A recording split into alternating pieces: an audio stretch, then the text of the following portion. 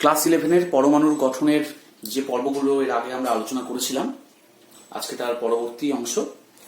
এর আগের পর্বে আমরা ইলেকট্রন বিন্যাস দেখেছিলাম, অর্থাৎ পরমাণুর ইলেকট্রন বিন্যাস কেমন হয়, কিভাবে হয়, এবং তার সাথে আব্বাউ নিয়ম, পাউলিন নিয়ম, হুন্ডের নিয়ম, সেগুলো আমরা শিখেছিলাম। তা আজকে আমরা শিখব আয়নের ইলেকট্রন বিন্যাস কেমন ভাবে লিখতে হয়। প্রথমে আসি ক্যাটায়নের ইলেকট্রন বিন্যাস। যেমন Na+, এর ইলেকট্রন বিন্যাস আমরা কিভাবে লিখব। Na+ এর পরমাণু ক্রমাঙ্ক 11, অর্থাৎ সোডিয়ামের ইলেকট্রন সংখ্যা 11। তাহলে এরকম ক্ষেত্রে ইলেকট্রন বিন্যাস করার আগে আমরা আগে সোডিয়ামের ইলেকট্রন বিন্যাসটা দেখে নিব, তাহলে ক্যাটায়নের ইলেকট্রন বিন্যাস করতে সুবিধা হবে। 1s, 2s, 2p, 3s এই পর্যন্ত লিখলাম। আচ্ছা, 3s, 3p, 3d হয়। আচ্ছা, এবার আমরা ইলেকট্রনগুলো পূরণ করব। 1s 2, 2s 2, তারপরে 2p 6, 10টা হলো 3s 1, অর্থাৎ বাইরের গুলো বাদ। এবার Na+, অর্থাৎ এখান থেকে একটা ইলেকট্রন চলে গেছে। ইলেকট্রন কোথা থেকে যাবে? ইলেকট্রন কিন্তু যাবে বহিস্থ কক্ষক থেকে। তাহলে এখানে 3s এই উপকক্ষটা সবচেয়ে বাইরে আছে, তাহলে এই ইলেকট্রনটা বাদ হয়ে গেল। তাহলে Na+ এর ইলেকট্রন বিন্যাস হবে 1s 2, 2s 2, 2p 6। এবার আমরা আসি Cu2+, এই আয়নটার ইলেকট্রন বিন্যাস লিখতে হবে। Cu এর পরমাণু ক্রমাঙ্ক 29। তাহলে আমরা আগে কপারের ইলেকট্রন বিন্যাসটা করে নিই। 1s, 2s, 2p, 3s, 3p। আচ্ছা, এরপর কি লিখতে হয়? 4s, মানে 3dটা লিখি আগে, 3d, তারপরে আসবে 4s, এইভাবে পূরণ হতে থাকবে। তাহলে 1s 2, 2s 2, 2p 6, 3s 2, 3p 6, কয়টা হলো? 18টা হলো। আচ্ছা, 3p এর পরে কোথায় যাবে? 4s এ যাবে। 4s 2, 3d, তাহলে 9 হচ্ছে। কিন্তু এখানে 9 তো থাকতে পারে না, কারণ এটা একটা ব্যতিক্রম। তাহলে এরা পরিপূর্ণ কক্ষক রাখবে। তাহলে 3d 10 হবে, এখানে হবে 4s 1। আগে 4s ফিল আপ হয়, তারপরে অবশিষ্ট ইলেকট্রন 3d তে যায়। তাহলে Cu2+, অর্থাৎ এখান থেকে দুটো ইলেকট্রন চলে গেছে। তাহলে কোথা থেকে যাবে? 4s এ একটা ইলেকট্রন আছে, এখান থেকে চলে গেল। আর 3d 10, এখান থেকে আর একটা ইলেকট্রন যাবে, কারণ এটাই 4s চলে যাওয়ার পরে এটাই বাইরে অবস্থিত হচ্ছে।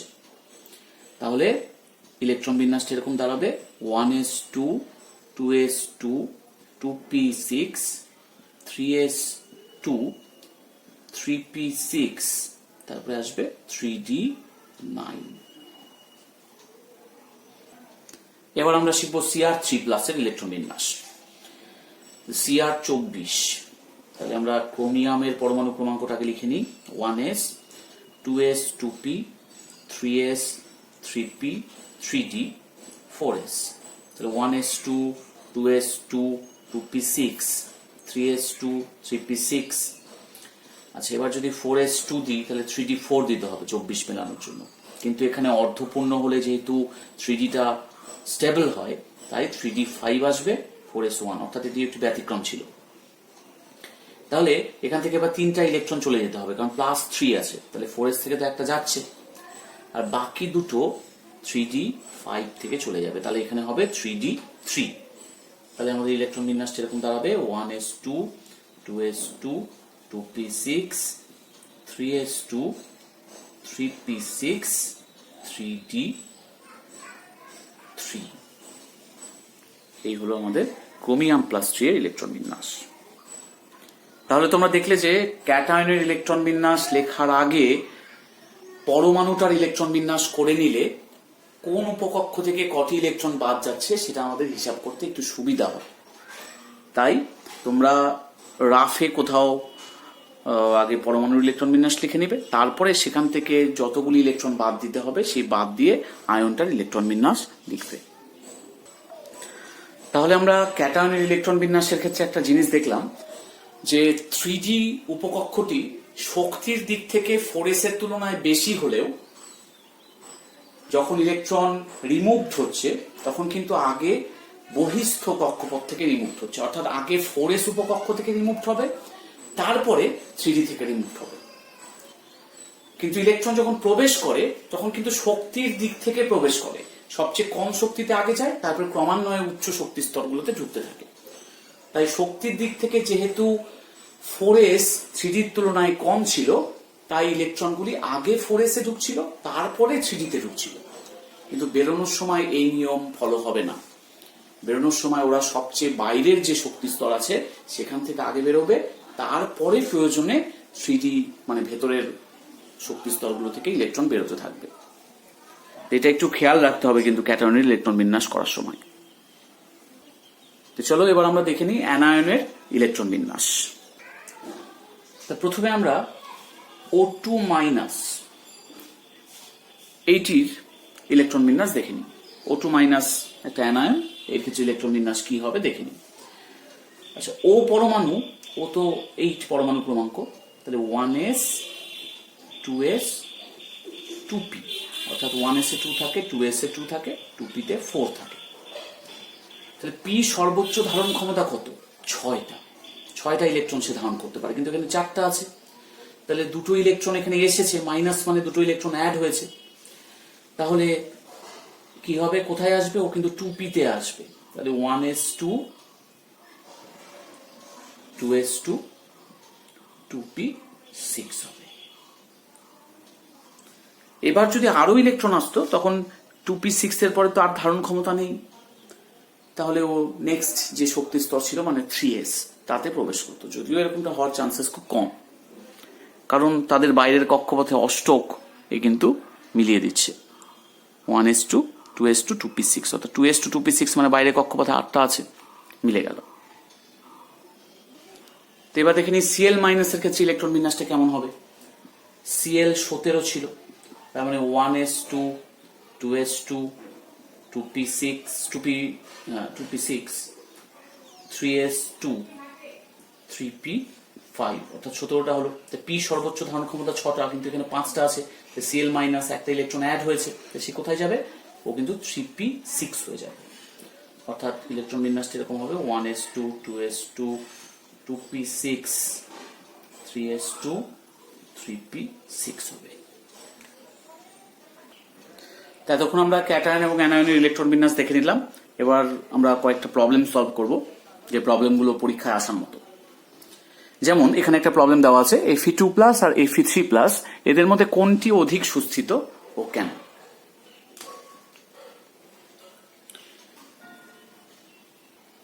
তাহলে আগে Fe2+ এবং Fe3+ এর ইলেকট্রন বিন্যাস করে নেওয়া যাক। তাহলে প্রথমে আমরা আগে Fe ইলেকট্রন বিন্যাসটা করে নিই। Fe তো 26, তাহলে 1s 2s 2p 3s 3p 3d 4s 1s2 2s2 2p6 3s2 3p6 4s2 3d6। আগে 4s ফিল আপ হয়ে তারপরে 3d তে ঢুকলো। তাহলে Fe2+ যদি হয় তার মানে বাইরের কক্ষ থেকে দুটো ইলেকট্রন বাদ চলে যাবে, অর্থাৎ 4s2 বাদ চলে যাবে। তাহলে কে থাকলো? 1s2 2s2 2p6 3s2 3p6 3d6। তাহলে এখানে Fe2+ হলে লাস্টে থাকছে 3d6। আমরা যদি শুধু বাইরের কক্ষপথটা বক্স করে নিই তাহলে আমরা বুঝতে পারবো যে এখানে কি অবস্থা রয়েছে ইলেকট্রন বিন্যাসে। 6টা আছে, 1 2 3 4 5 6, অর্থাৎ এখানে 4টে অযুগ্ম ইলেকট্রন আছে। Fe3+ এর ক্ষেত্রে 3টি ইলেকট্রন বের হয়ে যাবে, তার মানে 4s থেকে দুটো ইলেকট্রন আর বাকি একটি ইলেকট্রন 3d6 থেকে বেরিয়ে যাবে, অর্থাৎ 3d5 হয়ে যাবে। তাহলে ইলেকট্রন বিন্যাস এরকম হবে 1s2 2s2 2p6 3s2 3p6 3d5। তাহলে এবার বাইরের উপকক্ষটিতে কয়টি ইলেকট্রন থাকলো? 3d5, অর্থাৎ 5টি ইলেকট্রন আছে।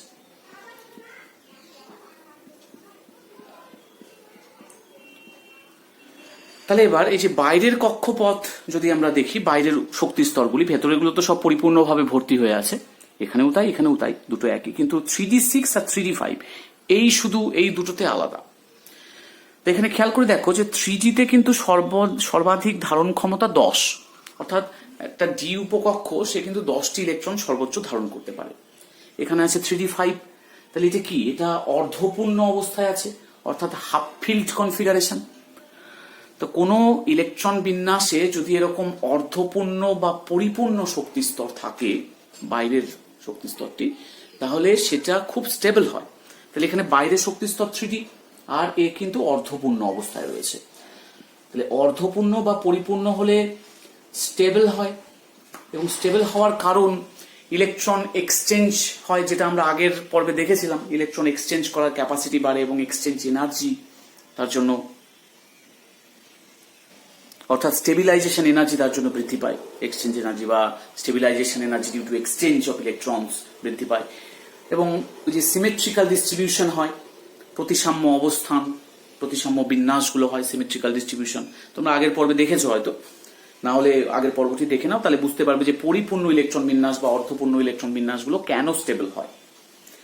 তা আমরা এখানে অতটা ডিটেলসে ডিসকাস করবো না, আমরা শুধু বলে দিচ্ছি যে এটা অর্ধপূর্ণ বা হাফ ফিল্ড। এবার আমরা জানি যে হাফ ফিল্ড বা পরিপূর্ণ ইলেকট্রন বিন্যাস খুব স্টেবল হয়, যেহেতু এটা হাফ ফিল্ড অর্ধপূর্ণ, তাহলে এটা স্টেবল, অর্থাৎ এটা বেশি সুস্থিত। আর এখানে দেখো 3d6 আছে, মানে না সেটি অর্ধপূর্ণ না পরিপূর্ণ, তাই এটি কিন্তু কম স্টেবল, অর্থাৎ এই Fe3+ বেশি স্টেবল, এটা মোর স্টেবল দেন Fe2+। তোমাদের পরীক্ষা যদি এরকম প্রশ্ন আসে, তোমরা আগে ইলেকট্রন বিন্যাস দেখিয়ে দিবে, দেখিয়ে দিয়ে বলবে এটা অর্ধপূর্ণ ইলেকট্রন বিন্যাস, অর্ধপূর্ণ হাফ ফিল্ড অবস্থায় আছে, তাই এটি বেশি সুস্থিত বা বেশি স্টেবল। Fe2+ এরকমটা নেই, তাই এটি কম স্টেবল, এটুকু বললেই হবে। নেক্সট কোশ্চেন বলেছে যে ক্রোমিয়াম 3+-এ কয়টি অযুগ্ম ইলেকট্রন রয়েছে সেটা নির্ণয় করো। তাহলে আমাদের আগে ক্রোমিয়াম 3+-এর ইলেকট্রন বিন্যাস দেখে নিতে হবে, কিন্তু তার আগে আমরা ক্রোমিয়ামের ইলেকট্রন বিন্যাসটা করে নেব, কারণ ক্যাটায়নের ক্ষেত্রে একটু অসুবিধা হয় পরমাণুর ইলেকট্রন বিন্যাসটা না জানা থাকলে। তাহলে 1s2, 2s2, 2p6, 3s2, 3p6, 3d আর 4s এর ক্ষেত্রে প্রবলেম, এখানে 4s1, 3d5 হবে, কারণ ক্রোমিয়াম একটা ব্যতিক্রম। তাহলে ক্রোমিয়াম 3+-এ কি হবে, এখান থেকে একটা ইলেকট্রন চলে যাবে আর এখান থেকে দুটো ইলেকট্রন চলে যাবে। তাহলে 1s2, 2s2, 2p6, 3s2, 3p6, 3d3, তিনটে ইলেকট্রন চলে গেলে এরকম দাঁড়াচ্ছে। তাহলে আমাদের ভেতরের যে কক্ষপথগুলো রয়েছে সেগুলো কিন্তু সব ফিল্ড, সব কিন্তু পরিপূর্ণ ভর্তি, একমাত্র বাইরের শক্তি স্তরটাই আমাদের পার্থক্য তৈরি করে দিচ্ছে। তাহলে এখানটায় তো কয়টা ইলেকট্রন অযুগ্ম আছে সেটা দেখে নিই, 1, 2, 3, 3d3, তিনটা, অর্থাৎ তিনটে কিন্তু অযুগ্ম অবস্থায় রয়েছে, বাকি সবগুলোই পরিপূর্ণ অবস্থায় রয়েছে, অর্থাৎ বাকি সব ইলেকট্রন এখানে ভর্তি, অর্থাৎ যুগ্ম অবস্থায় রয়েছে, একমাত্র এই 3d3 তিনটে অযুগ্ম ইলেকট্রন রয়েছে। তাহলে আমরা দেখলাম যে এখানে অযুগ্ম ইলেকট্রন সংখ্যা 3।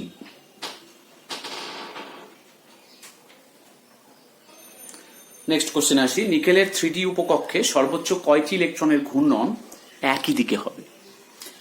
তাহলে নিকেলের ইলেকট্রন বিন্যাসটা দেখে নিতে হবে, নিকেল তো 28, তাহলে 1s2, 2s2, 2p6, 3s2, 3p6, 3d8, 4s2।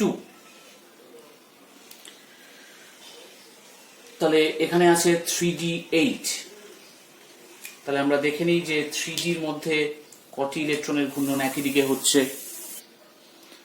তাহলে 3d8, d-তে তো 5টা খোপ আছে, 1, 2, 3, 4, 5, 6, 7, 8। তার মানে এখানে দেখো যে 5টা ঘূর্ণন উপরের দিকে আছে, আপওয়ার্ড আছে, এবং 3টার ঘূর্ণন নিচের দিকে আছে। তাহলে সর্বোচ্চ কয়টি ইলেকট্রনের ঘূর্ণন একই দিকে আছে, 5টি ইলেকট্রনের ঘূর্ণন কিন্তু একই দিকে আছে, কারণ 5টা আপওয়ার্ড আছে, 3টা ডাউনওয়ার্ড আছে। এই যে এখানে 3টা আছে, এই 3টা ডাউনওয়ার্ড, এবং বাকি 5টা কিন্তু আপওয়ার্ড। অর্থাৎ আমরা বলতে পারি সর্বোচ্চ 5টি ইলেকট্রনের ঘূর্ণন একই দিকে আছে এবং সেটা আপওয়ার্ড ডিরেকশনে আছে। আচ্ছা, এবার একটা এরকম কোশ্চেন দিল যে কার্বন পরমাণুর পি উপকক্ষের ইলেকট্রনগুলির এন, এল, এম ও এস এর মান নির্ণয় করো। তাহলে আমরা আবার কার্বন পরমাণুর আগে ইলেকট্রন বিন্যাসটা দেখে নিই। তার মানে এটা হয় 1s2 2s2 2p2, কারণ কার্বনের পরমাণু ক্রমাঙ্ক 6। তাহলে পিতে আছে দুটো ইলেকট্রন, অর্থাৎ পি এর তো 3টে ঘর, তার মধ্যে একটি একটি করে ইলেকট্রন রয়েছে এবং আরেকটা একদম ফাঁকা রয়েছে। তাহলে এবার এইটাকে যদি আমি ইলেকট্রন নাম্বার 1 ধরি এবং এটাকে যদি আমি ইলেকট্রন নাম্বার 2 ধরি, তাহলে ইলেকট্রন নাম্বার 1 এর ক্ষেত্রে এন এর মান কত হবে? এন, এল, এম এবং এস, এই চারটে মান কত হবে? ইলেকট্রন নাম্বার 1 যেহেতু পি শক্তি স্তরে 2p তে আছে, তার মানে এন এর মান এখানে 2, 2p থেকে 2 থেকে বোঝা যাচ্ছে। পি মানে এল এর মান কত? 1। আচ্ছা, এম এর মান, এল এর মান যদি 1 হয়, এম এর 3টা মান হয়, কি কি হয়? -1, 0 এবং +1। তাহলে এটা যদি -1 হয়, এটা 0 এবং এটা +1। তাহলে প্রথমটা -1 দিলাম এবং আপওয়ার্ড ডিরেকশনে আছে, আমরা সাধারণত +½ চিহ্ন দিয়ে বোঝাই। তাহলে এই চারটা পেয়ে গেলাম প্রথম ইলেকট্রনের ক্ষেত্রে। এবার দেখি ইলেকট্রন নাম্বার 2 এর ক্ষেত্রে। ইলেকট্রন নাম্বার 2 এর ক্ষেত্রে আমরা দেখব যে এন, এল, এম এর মান এবং এস এর মান কত। তাহলে এটাও আছে 2p তে আছে, তার মানে এন এর মান 2, এটাও। এল এর মান এখানে যেহেতু p তে আছে, এল এর মানটা এখানে 1। এম এর মান কত হবে? -1 তো আগেরটার ক্ষেত্রে হলো, এটা 0 বা +1, দুটো একই, আমরা 0 লিখলাম। এবং এটাও আপওয়ার্ড ডিরেকশনে আছে, অর্থাৎ আগেরটা +½ দিলে এটাও আমাকে +½ দিতে হবে। অর্থাৎ এই চারটে কোয়ান্টাম নাম্বারের মান আমরা দুটো ইলেকট্রনের ক্ষেত্রে বের করে ফেললাম। তো এরকম টাইপের প্রশ্ন কিন্তু আসে। আচ্ছা, নেক্সট কোশ্চেনে আসি। এবার আসি যে লিথিয়াম পরমাণু সব ইলেকট্রনের কোয়ান্টাম সংখ্যাগুলির মান লেখো। তাহলে লিথিয়ামের তো পরমাণু ক্রমাঙ্ক 3, অর্থাৎ 1s2 2s1। তার মানে 1s এ আছে দুটো ইলেকট্রন এবং 2s এ আছে একটি মাত্র ইলেকট্রন। তাহলে আমি যদি এখানটা ইলেকট্রন নাম্বার 1, এটাকে ইলেকট্রন নাম্বার 2 এবং এটাকে ইলেকট্রন নাম্বার 3 লিখি, তাহলে সেই E1 তার ক্ষেত্রে এন, এল এবং এম, এস এর মান কত হবে সেটা আমাদেরকে এবার বের করতে হবে। তাহলে প্রথমে ইলেকট্রন নাম্বার 1 এর ক্ষেত্রে আমরা দেখে নিই যে এন এর মানটা কত হয়। দেখো এখানে ইলেকট্রন নাম্বার 1 তো 1s এ আছে, তাহলে এন এর মানটা 1, এস মানে এল এর মান 0, এম এর মান কত হবে? এল এর মান 0 হলে তো এম এর মানও 0 হয় এবং এটা আপওয়ার্ড ডিরেকশনে আছে, তাই আমি বললাম +½ তাহলে এবার দেখি ইলেকট্রন নাম্বার 2 এর ক্ষেত্রে। ইলেকট্রন নাম্বার 2 এর ক্ষেত্রে এন এর মান কত? এটাও কিন্তু এই ঘরেই আছে, অর্থাৎ এটার মানও 1। এল এর মান যেহেতু এস এ আছে, 2s এর মধ্যে 1s এর মধ্যেই আছে, তাই 0। এম এর মানও 0 এবং এটি কিন্তু -½ হবে, কারণ এটি ডাউনওয়ার্ড ডিরেকশনে আছে। তাহলে এটা গেল প্রথম এবং দ্বিতীয় ইলেকট্রনের ক্ষেত্রে। এবার দেখি তৃতীয় ইলেকট্রনটির ক্ষেত্রে কত হচ্ছে। তৃতীয় ইলেকট্রনটি কোথায় আছে? তৃতীয় ইলেকট্রনটি কিন্তু 2s এ আছে, তাহলে এখানে এন এর মান হবে 2, এল এর মান 2 হবে এবং যেহেতু এস, এল এর মান এক্ষেত্রেও 0 হবে, এম এর মান 0 হবে এবং এটি আপওয়ার্ড ডিরেকশনে আছে, তাই এটি +½ হবে। তাহলে আমরা দেখে নিলাম যে লিথিয়াম পরমাণু সবগুলি ইলেকট্রনের কোয়ান্টাম সংখ্যাগুলোর মান কত। আমরা নেক্সট কোশ্চেনে আসি। একটি এফ উপকক্ষ ইলেকট্রন দ্বারা সম্পূর্ণরূপে ভর্তি আছে। ওই উপকক্ষের কয়টি ইলেকট্রনের চুম্বকীয় কোয়ান্টাম সংখ্যার মান 0 হবে? তাহলে এফ উপকক্ষ মানে কি? এফ উপকক্ষ মানে এল এর মান 3। এবার এল এর মান 3 হলে কি হয়? এম এর মান -3, -2, -1, 0, +1, +2, +3। তাহলে 7টা কক্ষক, তাহলে 7টা আমাদের ঘর আছে, সমশক্তি সম্পন্ন কক্ষক আছে। প্রতিটা ঘরে দুটো করে ইলেকট্রন আছে, কারণ বলেছে ইলেকট্রন দ্বারা সম্পূর্ণরূপে ভর্তি। তাহলে এটা যদি -3 জন্য হয়, এটা -2, এটা -1, এটা 0, এটা +1, এটা +2, এটা +3। তাহলে 0 মানে এম এর মান যেখানে 0, সেখানে দেখা যাচ্ছে দুটো ইলেকট্রন আছে।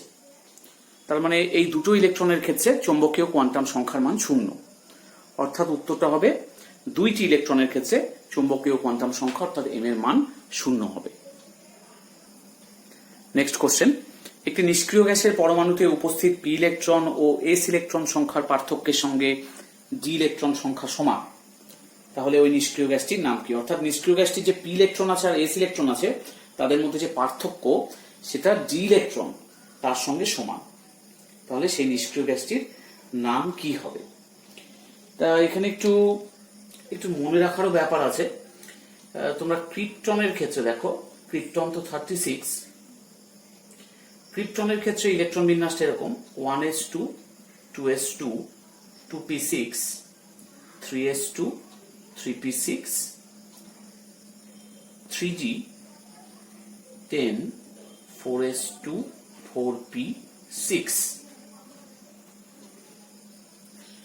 তার মানে এখানে যত এস আছে সেই এস ইলেকট্রন সংখ্যা কত হবে? 2 2 4 6 2 8, এস 8 আছে। পি কতগুলো আছে? 6 6 12 3 6 18। আর ডি কত আছে? ডি আছে 10টা। তাহলে দেখো এখানে যদি আমরা 18 - 8 করি তাহলে কিন্তু আমাদের 10 পাওয়া যাবে। অর্থাৎ পিতে যতগুলো ইলেকট্রন ছিল মাইনাস এস এ যতগুলো ইলেকট্রন আছে সেটা করলেই কিন্তু ডি পাওয়া যাচ্ছে। তাহলে আমাদের উত্তরটা হচ্ছে ক্রিপ্টন, সেই নিষ্ক্রিয় গ্যাসটা ক্রিপ্টন। তাই এটা হিট অ্যান্ড ট্রায়াল মেথডে করতে হবে। নিয়নের, হিলিয়াম, নিয়ন এদের মধ্যে তো ডি নেই, তোমরা আর্গনের ক্ষেত্রেও নেই। তারপর ক্রিপ্টন থেকে শুরু হচ্ছে ডি। দেখো ক্রিপ্টন থেকে ট্রাই করলেই, ক্রিপ্টন, জেনন এগুলো ট্রাই করলেই পাওয়া যাবে। এবার আমরা একটা ইন্টারেস্টিং কোশ্চেনে আসি। একটি পরমাণুতে সর্বোচ্চ কয়টি ইলেকট্রনের ক্ষেত্রে n+l এর মান 3 হবে? এটা একটা ইন্টারেস্টিং কোশ্চেন, দেখি কিভাবে সলভ করা যায়। আচ্ছা, n+l 3 হতে হবে, তাই তো? তাহলে আমরা যদি ধরে নিই যে n এর মান 3, তাহলে l এর মান কি? 0। তাহলে n এর মান 3, l এর মান 0, তার মানে এটা 3s উপকক্ষ। আবার যদি এরকম হয় n এর মানটা 2, তাহলে l এর মান কি হবে? 1, তাহলে এটা 2p উপকক্ষ।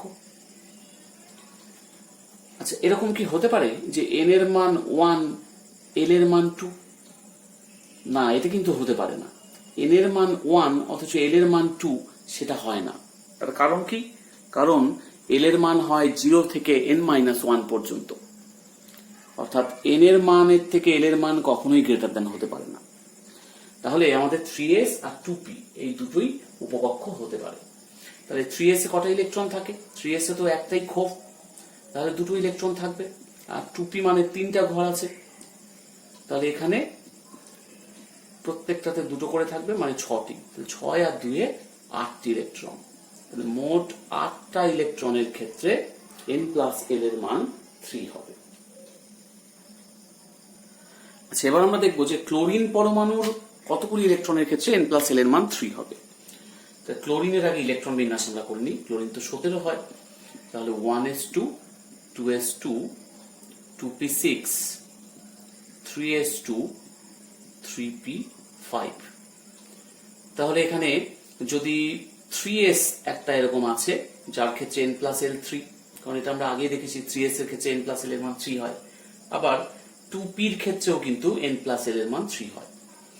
কিন্তু অন্য কারো ক্ষেত্রে হবে না, কারণ এখানে n এর মান 1, l এর মান 0, এখানে n এর মান 2, l এর মান 0, এখানে n এর মান 3, l এর মান 1, তাহলে 4 হয়ে যাবে। তাহলে একমাত্র 2p আর 3s টাই আছে। তাহলে এখানে তো 6টা আছে ইলেকট্রন, আর এখানে আছে 2টো ইলেকট্রন। তাহলে এদের ক্ষেত্রেও 8টা ইলেকট্রনের ক্ষেত্রে n+l এর মানটা 3 হয়ে যাবে।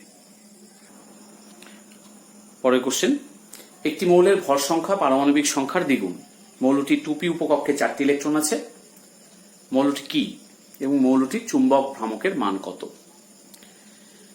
তাহলে 2p উপকক্ষে 4টি ইলেকট্রন আছে, তাহলে আমরা বুঝতেই পারছি যে 2pটাই ওর লাস্ট উপকক্ষ। কারণ যদি মাঝের কোনো উপকক্ষ 2p হতো তাহলে তাতে 6টি ইলেকট্রন থাকতো, 4টি আছে মানে ওটাই লাস্ট। তাহলে তার আগেরটা কি হবে? তার আগেরটা হবে 2s, 2s এর দুটো থাকে। তার আগের হবে 1s, 1s এর দুটো থাকে। অর্থাৎ এইটা হচ্ছে মৌলটার ইলেকট্রন বিন্যাস। তাহলে কয়টি ইলেকট্রন আছে? মৌলটিতে ইলেকট্রন আছে 8টি, অর্থাৎ পরমাণু ক্রমাঙ্ক 8। পরমাণু ক্রমাঙ্ক 8 মানে এই মৌলটা কিন্তু অক্সিজেন, কারণ অক্সিজেনেরই পরমাণু ক্রমাঙ্ক 8 হয়। ভর সংখ্যা তাহলে কত হবে? যেহেতু বলছে দ্বিগুণ পারমাণবিক সংখ্যা, তাহলে 16, অর্থাৎ 16 অক্সিজেন 8। তাহলে চৌম্বক ভ্রামকের মান কত? তাহলে আমরা শেষ কক্ষপথটা দেখে নিই। এখানে 4টি ইলেকট্রন আছে, 1 2 3 এবং 4, অর্থাৎ দুটো অযুগ্ম ইলেকট্রন আছে। তাহলে অযুগ্ম ইলেকট্রন আছে দুটি। দুটি যদি অযুগ্ম ইলেকট্রন থাকে তাহলে যৌগটা কিন্তু মৌলটা কিন্তু প্যারাম্যাগনেটিক। আমরা বলতেই পারি মৌলটা প্যারাম্যাগনেটিক এবং চুম্বক ক্ষেত্রের উপস্থিতিতে মৃদুভাবে আকর্ষিত হবে। তাহলে এর একটা চৌম্বক ভ্রামক থাকবে, সেই চৌম্বক ভ্রামকের মান কত? চৌম্বক ভ্রামক বের করার একটা ফর্মুলা আছে, মিউ স্পিন অনলি। সূত্রটা এরকম, √n × n+2 বিএম। বিএম একটা একক, এটার পুরো নাম হচ্ছে বোর ম্যাগনেটন। Bohr magneton. তাহলে এন হচ্ছে অযুগ্ম ইলেকট্রন সংখ্যা, যেহেতু দুটি অযুগ্ম ইলেকট্রন আছে, √2 × 2+2 বিএম, অর্থাৎ এটা হবে 2√2 বিএম। তার মানে চৌম্বক ভ্রামকের মান 2√2 বিএম। এবার আরেকটি ইন্টারেস্টিং কোশ্চেন, যদি আপ-বাউ নীতি না ব্যবহার করা হতো তবে স্ক্যান্ডিয়ামের 19তম ইলেকট্রনটির এন ও এল এর মান কত হতো? তাহলে আমরা ইলেকট্রন বিন্যাসটা করি আপ-বাউ নীতি ছাড়া। স্ক্যান্ডিয়াম তো 21, তাহলে 1s2 2s2 2p6 3s2 3p6, তারপরে কি আসে? তারপরে তো 4s, মানে 3d আর 4s এর মধ্যে 4s আগে ফিল আপ হয় যদি আপ-বাউ নীতি পালন করা হয়, কিন্তু এখানে আপ-বাউ নীতি পালন করা হচ্ছে না। তাহলে এখানে এই কক্ষপথে দুটি ইলেকট্রন আছে, এই কক্ষপথে 8টা ইলেকট্রন আছে, এখানে আছে আপাতত হয়েছে 8টা। এবার 19তম ইলেকট্রন, মানে 18তম হয়ে গেছে, 19তম ইলেকট্রন তাহলে এখানে যেত 3d1, এবং তারপরে হতো আরো দুটো ইলেকট্রন 21 জন্য, তার মানে এখানে 3d3 হতো। তাহলে 19তম ইলেকট্রন কোথায় গেল? এখানটায় গেল। 3d1 যখন হয়েছিল তখন 19তম এসেছিল, সেক্ষেত্রে ওই 19তম ইলেকট্রন যেটা ছিল, অর্থাৎ এখানেই আছে 19তম ইলেকট্রনটা, তার ক্ষেত্রে এন আর এল এর মান কত হবে? তাহলে এন এর মান হবে 3 এবং এল এর মান হবে, যেহেতু ডি আছে তাহলে এল এর মান হবে 2। তাহলে 19তম ইলেকট্রনটির সেক্ষেত্রে এন এর এবং এল এর মান হতো 3 এবং 2। এরকম টাইপের প্রশ্নগুলো তোমরা সলভ করো, বইয়ের পেছনের দিকে আরো অনেক প্রশ্ন পাবে, অনুশীলনী প্রশ্নগুলো সলভ করো এবং বিভিন্ন পরীক্ষায় বিভিন্ন কম্পিটিটিভ এক্সামে যে সমস্ত কোশ্চেনগুলো এসছে সেগুলো দেখো, ট্রাই করো সেগুলো। তাহলে দেখবে যে পরমাণুর গঠনের এই ইলেকট্রন বিন্যাস অংশের অনেক কিছু তোমরা চেষ্টা করলে নিজে থেকেই পারবে, কারণ ওই ভিডিওগুলো যদি ভালো করে দেখে নাও তাহলে মোটামুটি তোমরা বেশিরভাগ কোশ্চেনই সলভ করে ফেলতে পারবে। ঠিক আছে, তাহলে আজকের সেশন এইটুকুই। নেক্সট সেশন আবার পরের দিন আমি নিয়ে আসবো। Thank you.